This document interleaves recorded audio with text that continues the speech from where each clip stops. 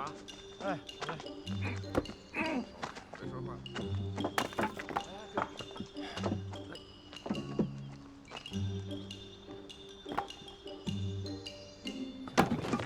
行，这个好了。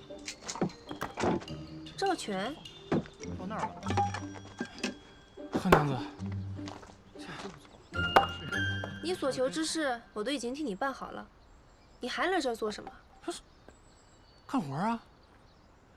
我听姚公说，贺娘子不止于眼前，而是要做出千世流芳的佳词。那这种事怎么能少得了我呢？再说了，我给你添了这么大麻烦，我不得肝脑涂地的还上啊！怎么了？侯爷从小就是养尊处优、用精瓷的主，干不了这做瓷器的粗活。我不挑。我是说，越精细的人，就得干越精细的活。贺娘子，知我莫若你呀！我就是个精细的人啊！你想，我那会儿学那个扎针的时候，那我只能扎自己啊。你这粗活我干不了，我只能干精细的活。此话当真？当真。侯爷想试试，就试试吧。哎，哼，糙人。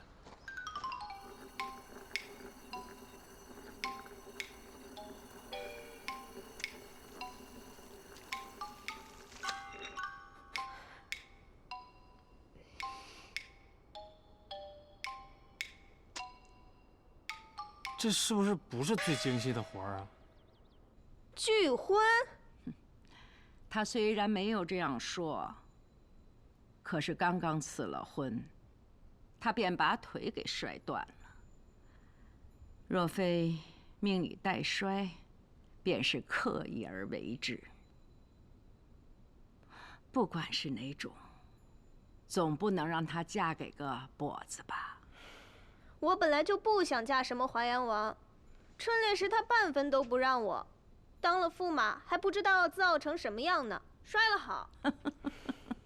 看看，看来武华对淮阳王确实无意。这坠马呀，倒成了天意了。事在人为，他这么做，必是没有把姑放在眼里。那皇兄不经我同意就赐婚，可有把我放在眼里？想来，崔兴周这个孩子把他摔得尽碎，半瘫在床上。世上岂有这样的人，为了拒婚，自损成这个模样？只怕他是故意如此做给别人看的。他之前还请旨。请什么旨？妾身倒是觉得，淮阳王腿伤是真，故意坠马也是真。太皇太后赐婚，除了器重，也是为了保淮阳王的周全。可淮阳王手中本来就握着重兵，还刚刚立下不世之功，若在此时成为驸马，朝堂内势必又会起一番风言风语。因此，妾身猜测，淮阳王先是由驸马的消息传出，再以保护北周王幼子的名义坠马，如此既能成了曾祖母的情，让北周王彻底不能动他，也在向陛下表态，表明自己不会居功自傲，结党做大。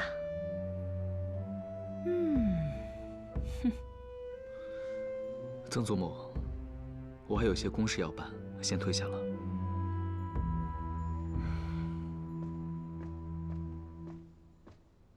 雪霁呀，啊，哀家觉得你说的有道理。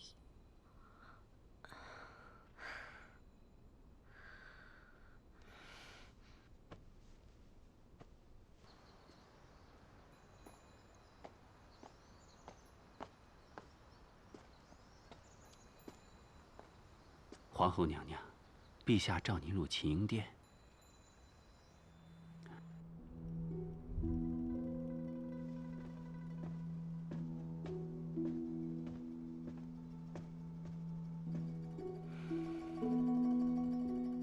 陛下，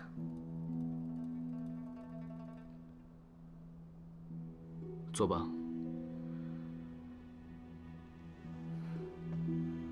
还没有用过午膳吧？这些都是为你准备的。谢陛下。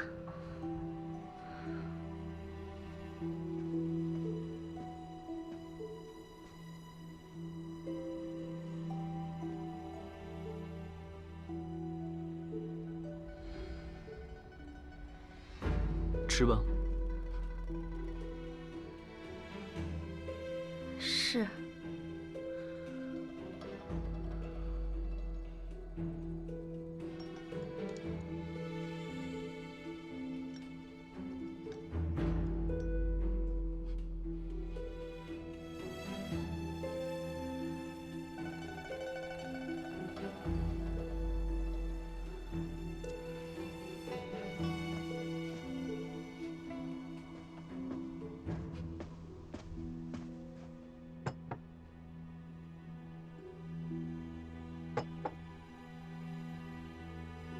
陛下、娘娘慢用。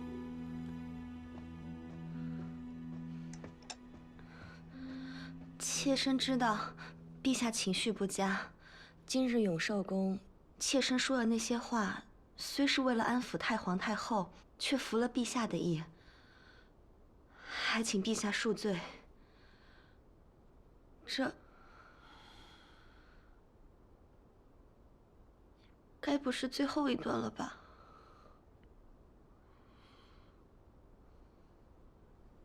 姑只是想平静一下而已。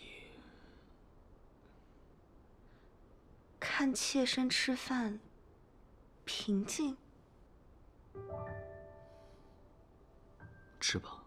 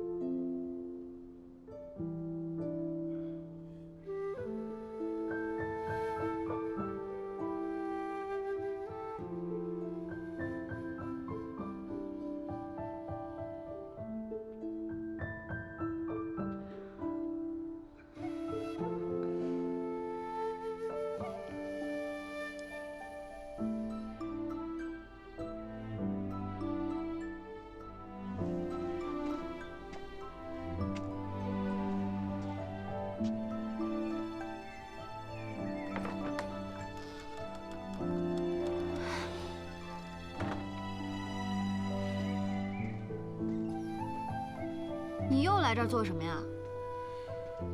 有你这么薄情的吗？你也不问我这条腿我疼的，我昨日晚上我是怎么辗转入眠的？我这腿是不是在你们这儿伤的？我那小药养不好，我就来你这儿养。北周王府有最好的郎中，王爷请回吧。那行，那我就去告诉北周王，我这条腿是在你们乔家伤的。崔行征，你怎么跟个赖皮狗一样？那我不认主吗？那你既然认了主，我怎么安置你都可以吧？啊！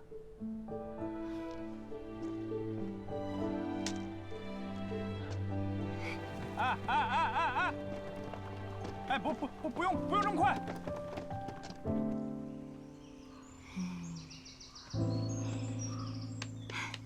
古有名曰“懒人蓝冬吃饼，活活被饿死”。我看王爷也不像是好吃懒做之辈。我们北周河道修得好，王爷励精图治，早就想来看看了吧？那倒也不必如此。你呢，就在这里坐上2日，到时候河道会修了，腿脚也好了，就自己走回去，两全其美。哎，我为什么要坐上2日啊？那2日能恢复吗？我现在是个废人啊！刘，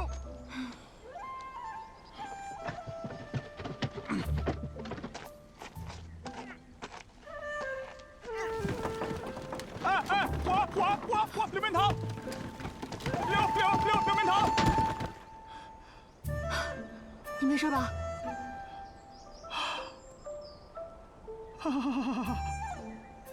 手划破了，疼啊！你到底是手疼还是腿疼啊？那腿也疼啊！呀，这手都秃噜皮了。啊！哎呦！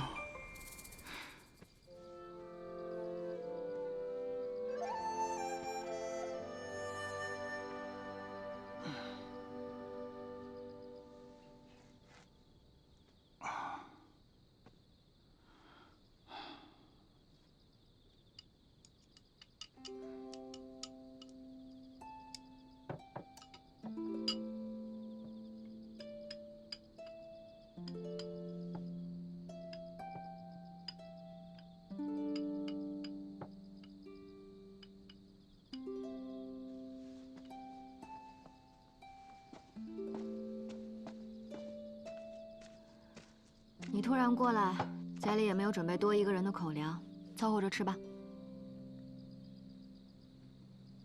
蟹黄拌饭，给我做的。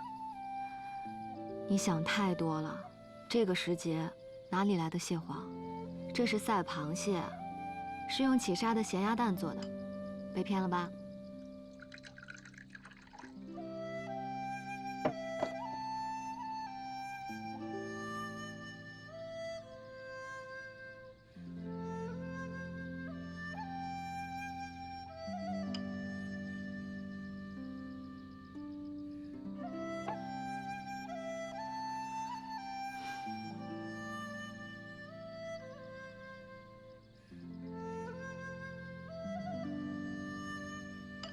你没事吧？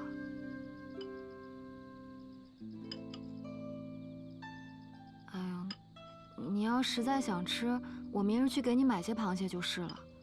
只是这个时节，螃蟹里没有黄，你肯定又得去。你还给我做？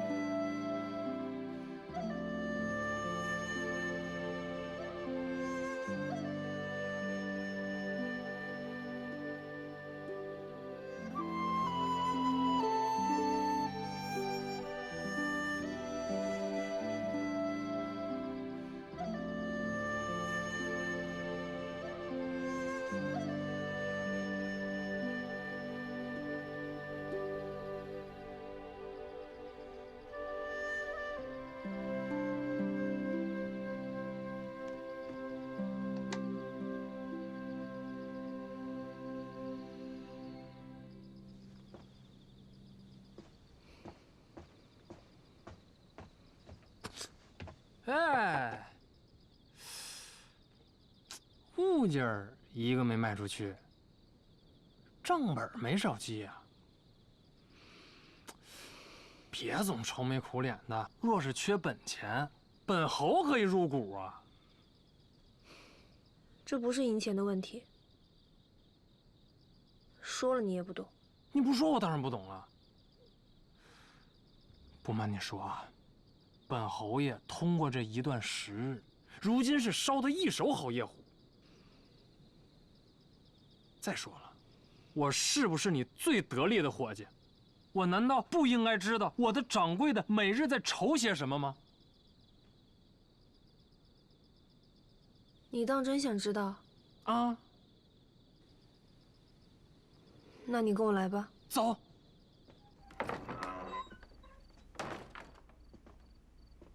你带我来这儿干嘛？何真，咱可说明白啊，我只是来干活的，其他事儿我还没想好。你闭嘴吧。但有时候我也不是那么的正人君子。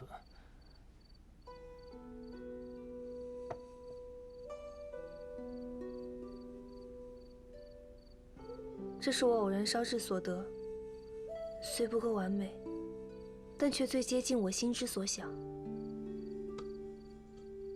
可之后我无论如何再去调制每个阶段的温度及釉水，都再难以达到这种水准。你刚刚看到的册子，就是我每次尝试的记录。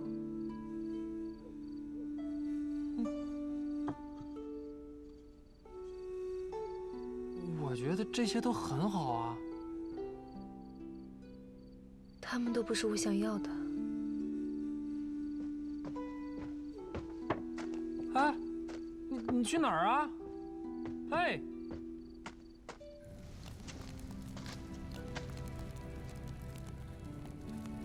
啊！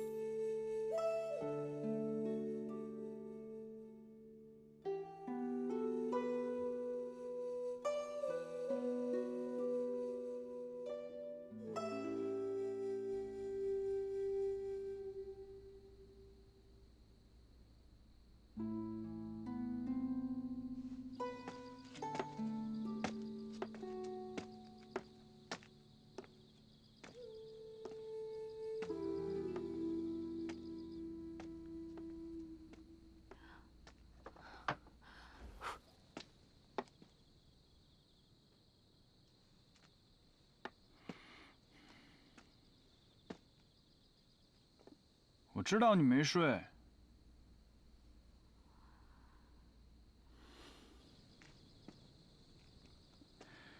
你走的这些日子，我是疯了一阵子。不过最近，我倒是清明了些。你离开的这段日子，我好像想明白了。你究竟是一个什么样的人？喜欢什么？想要什么？我好像都明白了。你想要的，自始至终都是一份平等的感情，就像是那等秤上一颗小小的铜锭，若是有一端失衡，哪怕只是多了一片红毛，你也绝不允许自己处在这样的境地里，你宁可潇洒离去，孑然一身，你就是如此的骄傲。我喜欢你的这份骄傲，我也想守护你的这份骄傲。我不是因为你是一个娇养在小宅里的娘子而在意你的，当我知道你是陆文的那一刻起，我便彻底的想明白了，我在意的是与你棋逢对手的感觉，是你无论身陷何种境遇，都可以破局的志气，还有永远活得肆意潇洒的秉性。我心悦的是全部的你。说的好像你很了解我似的。我不敢说自己全然知晓你每一刻的心思，但是我可以尽自己所能去体会。绵堂，自西周一汉而去，我知道你没有一刻放下为镖局的弟兄们复仇，回北周也是为谋定而后动。这些你未尽的心愿，未尝的冒险，未了的过去，也慢慢变成了我放不下的。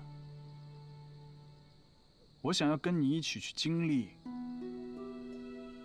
在你的面前，我从来都不是什么王爷，我只是一个想要与你一起牵手，一起共度一生的寻常男子罢了。但你并不是寻常男子，王爷。你我之间始于一场骗局。或许在灵泉镇，甚至在北周，都是可以有一时半霎的家家酒，消渴度日。可大梦总有醒的时候，我不想日后记起你，尽是后悔。那就不要一时半霎，我要娶你，我们共度这一生。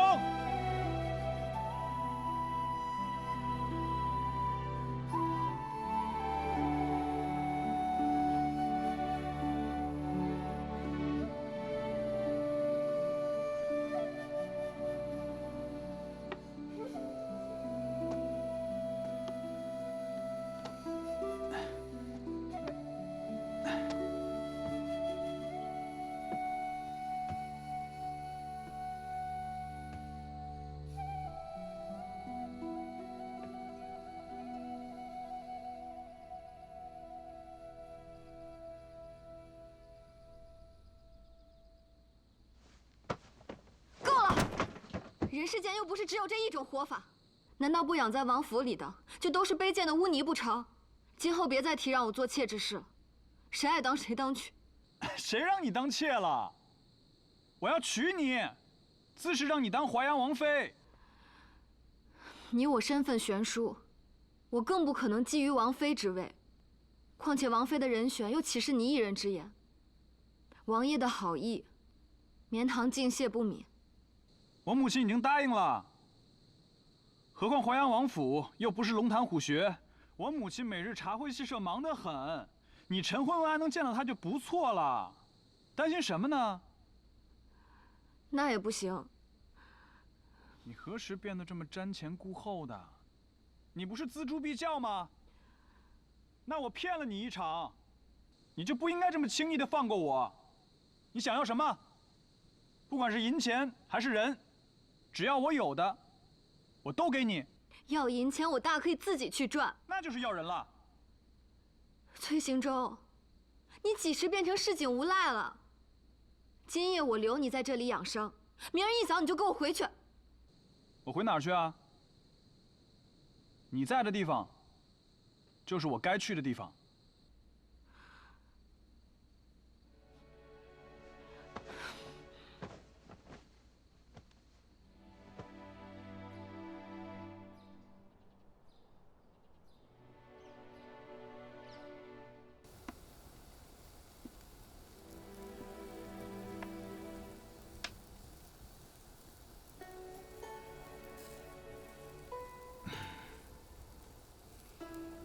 这盘棋，竟又让你给盘活了。承让。哼哼，看来淮阳王平日里是寻不到对手，跑到老糗这儿抖威风来了。我也是想收着点儿，逢迎您老人家，但是我想到了乔家的家训：敬奉强者，那伏低作小。未必能博得您老的欢心啊。逢迎拍马之辈，怎么能配得上咱们的绵堂呢？而且我都想了，将来若是有人要娶我的女儿，我也定让他找一个有本事的。再来。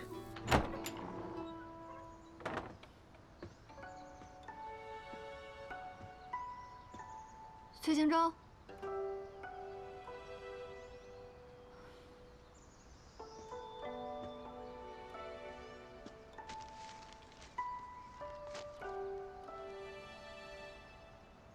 乔家已受我拜帖，今日便登门提亲，黄昏再归，请静候佳音。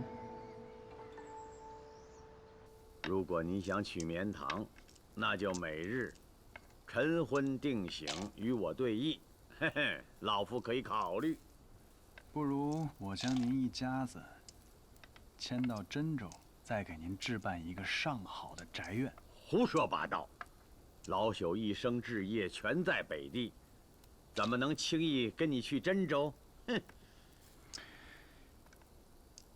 但是晚辈身居淮阳王之位，我也不能。一给你立规矩，你就立刻给我摆起王爷的谱来了。不，我是不敢轻许承诺，这也是绵堂跟我说的。一口一个绵堂丫头，这世间的便宜岂能都让你一个人占尽？他在北州的生意才刚起势，怎么可以轻易随你去真州？若你想娶绵堂，那就舍弃你淮阳王府的一切。你可如何选？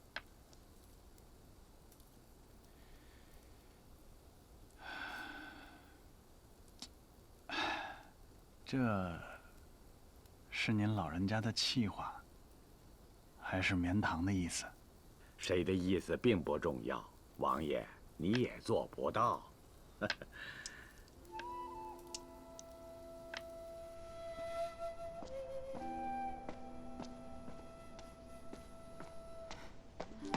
舅舅，崔行舟呢？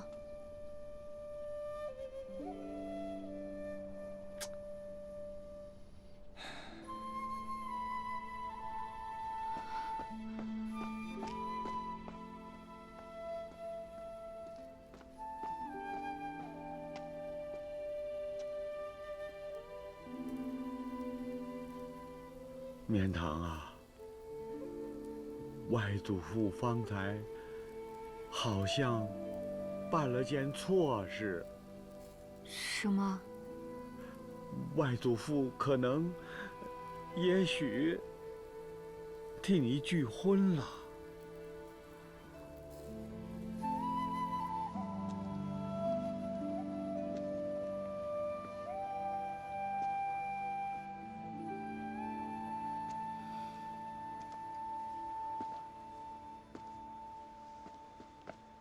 柳娘子是吧？见过管事。赵侯爷与小人打了招呼，柳娘子是淮阳王故人，想来请见。只是，淮阳王如今不在府上。那您可知他的去向？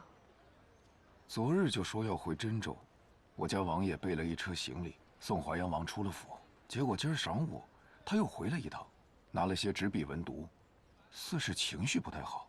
也不搭理小人，更没交代说要去哪儿，然后便又走了。依小人看，王爷这次该是真的动身回真州了。有劳了。好。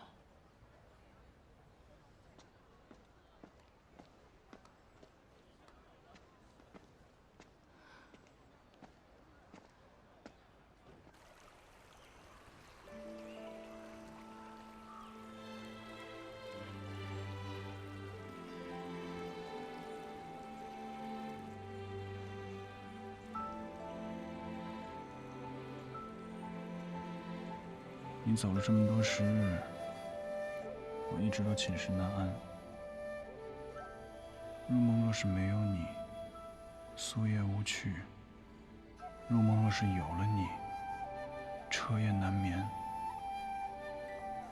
你离开的这段日子，我好像想明白了，你究竟是一个什么样的人，喜欢什么，想要什么，我好像都明白了。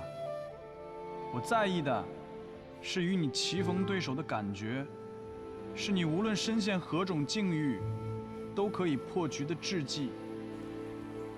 在你的面前，我从来都不是什么王爷，我只是一个想要与你一起牵手，一起共度一生的寻常男子罢了。我只拿爵位跟他开了个玩笑，他总不会当真吧？世上哪有这么实心眼儿的人呢？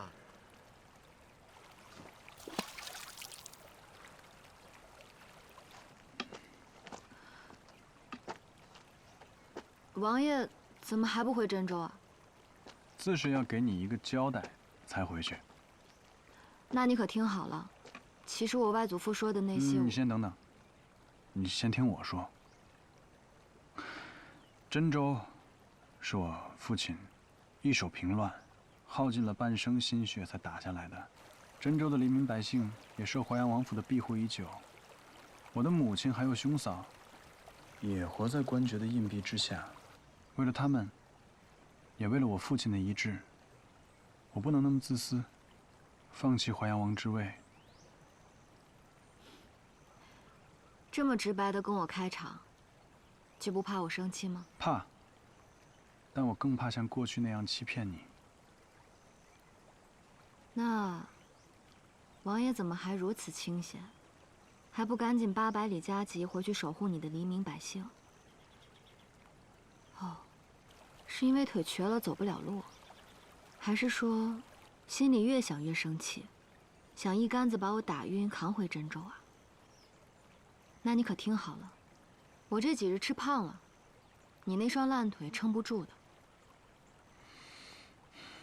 我是想让你看一看我们的未来。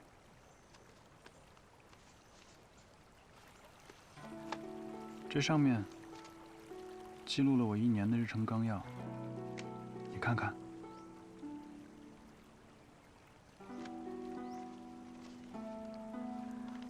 这是你1日里写的？啊，我仔细算过了，夏秋王府事务繁多，若是我集中精力，5个月便可处理妥当。再扣除一些公差的若干时日，1年里面，我至少可以留出4个月的空闲到北州陪你。再算上休沐和年节，日子还能再多一些。我都记在上面了。你不必这么……你先不必着急，我还有东西。这个是王府的腰牌。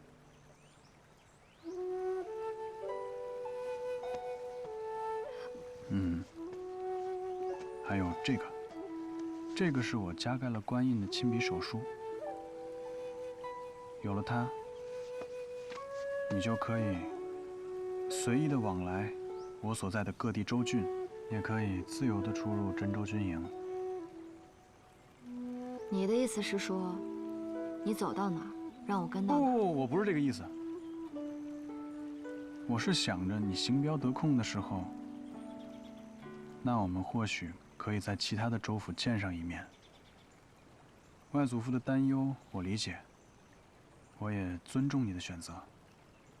就虽然我现在还是没有办法立刻的放弃淮阳王之位，但是万事总要有一个解决的对策，对吧？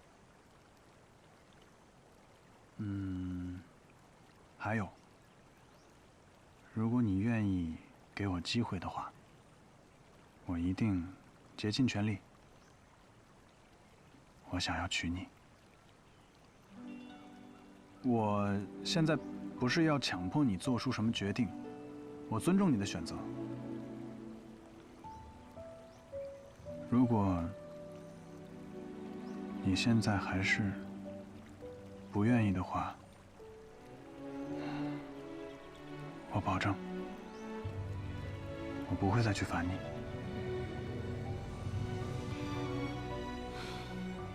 我不愿意。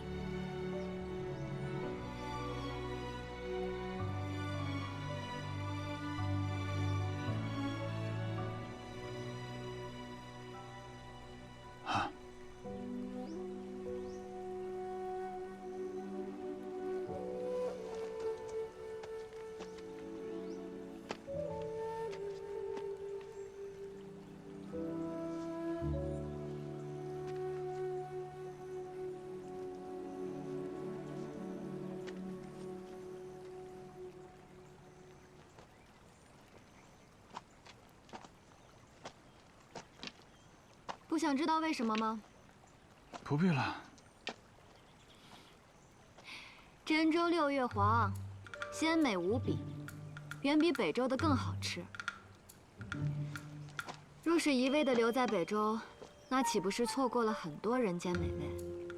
况且我也不想错过。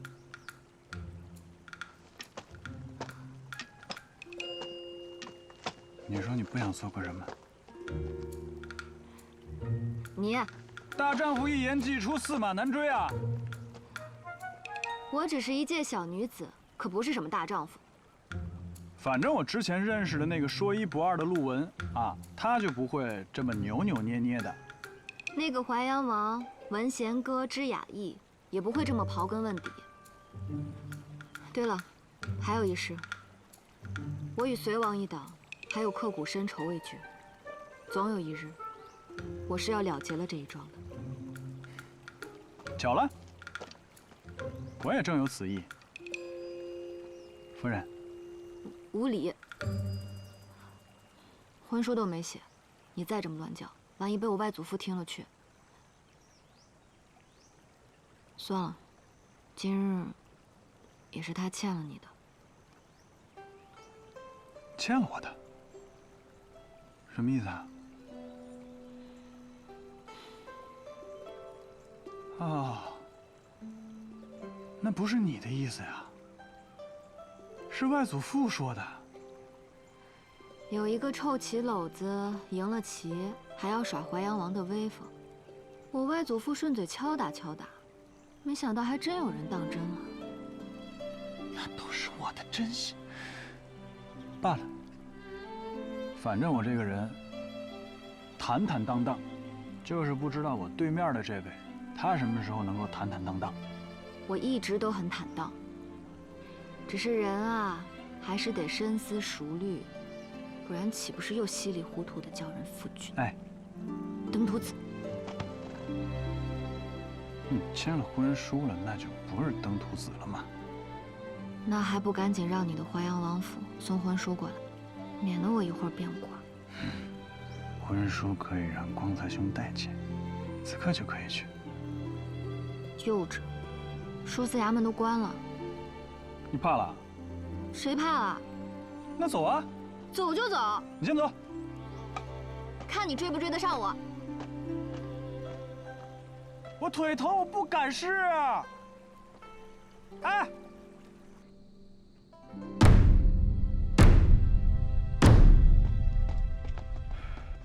深夜击鼓定是大案要案，我来北周还没遇到如此紧急的案情，行快些！堂下何人击鼓鸣？